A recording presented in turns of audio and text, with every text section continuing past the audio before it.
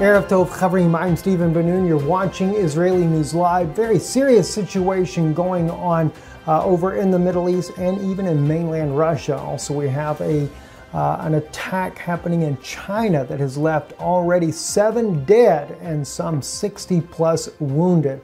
Bomb attack that happened at a kindergarten inside of China. We'll be going into these and other stories here in just a moment here. Let's first turn our attention to Russia. Sputnik News reporting about Russia beginning in mid-June here. At any time now, this is actually beginning to start here. The Topolo M series nuclear capability missile drill inside of Russia. We're talking about 90 plus nuclear capable missiles inside of Russia being deployed to different locations as part of a drill, making sure that Russia is able to quickly and rapidly deploy these missile systems and to do it undetected here. I want to share with you a little bit of the video footage here, some of the air surveillance that was being shown here on Sputnik News today as they were showing this missile system here on the move inside the country there. No doubt concerning for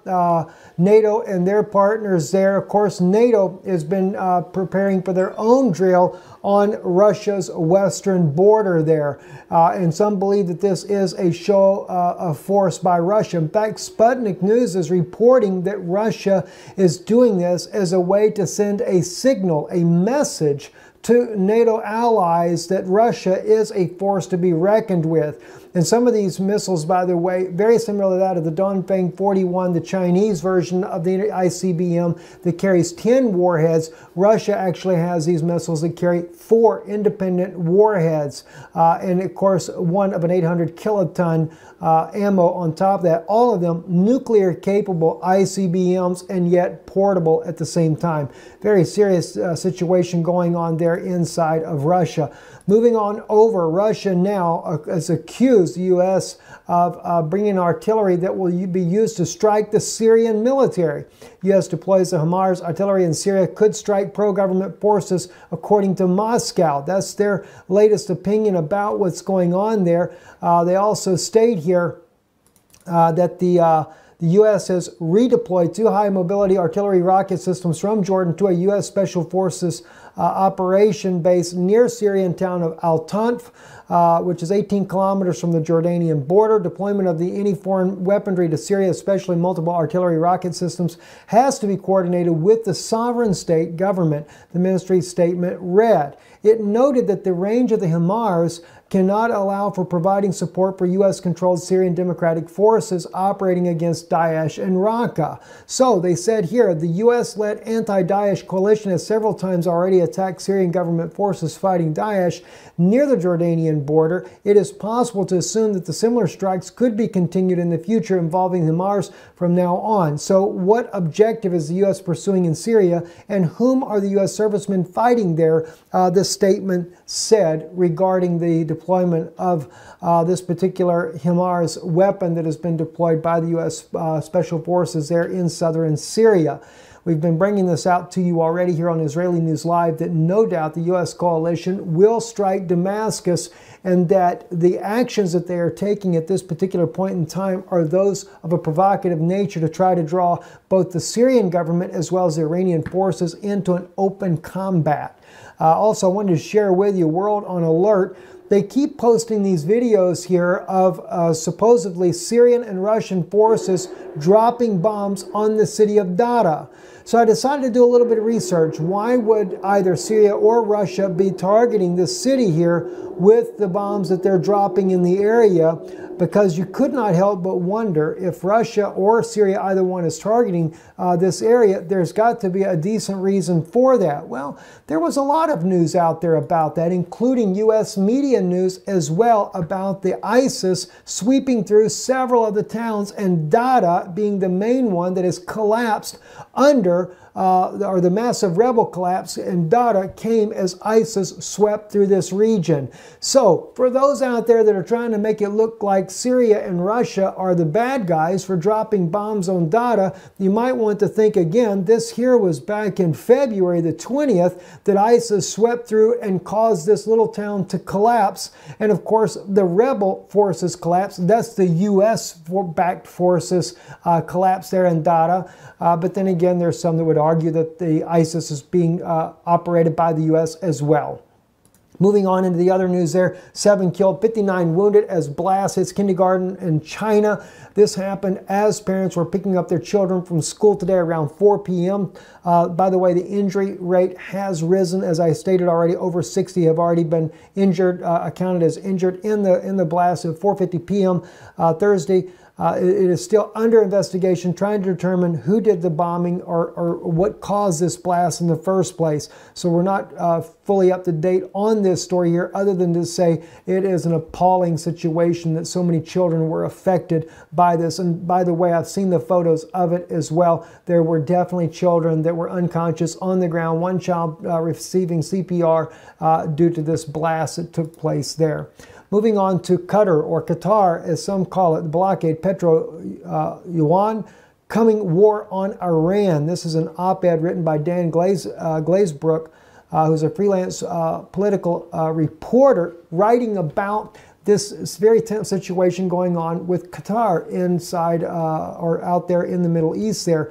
And, you know, President Trump, by the way, calling this one of the leading sponsors of terrorism, and at the same time working out a deal to buy 15 F-15 fighter jets worth about $12 billion. So I suppose so long as it helps the American economy, it's all right to continue to support those that you know are sponsors of terrorism. But the real thing about this to begin with, and why the United States is even beginning to do military drills with Qatar, which still seems a bit odd, seeing their close ally Saudi Arabia has defined them as extremist, and yet Qatar and Saudi Arabia have worked very close together, sponsoring terrorism throughout the Middle East. So it's kind of like pot calling kettle black. But regardless of the situation, the thing that bothers Saudi Arabia is Qatar's close ties with Iran. And that's what this story is all about here, that he writes about here. Anyway, U.S. President Donald Trump, he writes speech to the Assembly Gulf leaders in Saudi Arabia on May 21st is worth reading in full. It is deeply disturbing, having praised himself for his $110 billion arms deal with the Saudis. He goes on to talk about the threat posed by terrorism and what a wonderful job the U.S. and Gulf allies, Gulfies, that is the leading state sponsors of the region's massist death squads and its assemblies of proxies are doing in combating it. He then goes on to claim that at the root of the region's terrorism lurks, guess who? The power leading the regional pushback against Islamic State and Al-Qaeda, Iran. Starving terrorists and their territory, their funding, and their false allure of their craven ideology will be the basis of defeating them, he states. But no discussion of stamping out this threat would be complete without mentioning the government that gives terrorists all three: safe harbor financing, backing, and social standing needed for the recruitment. Well, that is pretty much how Joe Biden, in his own attempt to whitewash U.S. involvement, described Trump Saudi's host 3 years earlier.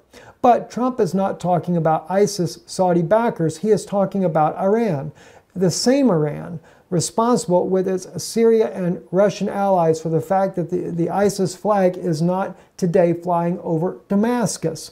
It gets worse. Looking on the following passage just after he calls on all nations conscience to work together and to isolate Iran. If we do not confront this deadly terror, we know what the future will bring: more suffering and despair. But if we act, if we leave this magnificent room unified and determined to do what it takes to destroy the terror that threatens the world, then there is a limit to the great future our citizens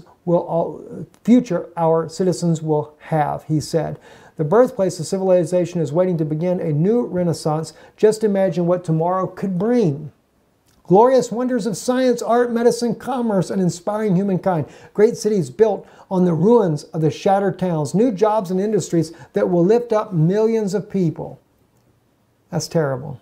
As he states here, this is the language of genocide. Heroism and genocide have always gone hand in hand, and the settler colonial ideology internationalized by the likes of Trump, for which building great cities are the ruins of shattered towns.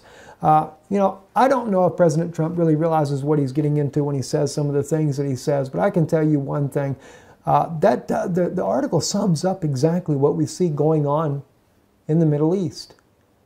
And it's not just President Trump. It was whether it be President Trump, President Obama, President Bush, they have all been great supporters of the Saudi royal family.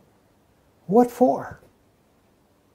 Only to destabilize more of the Middle East and kill more innocent people? Is this the reason for it?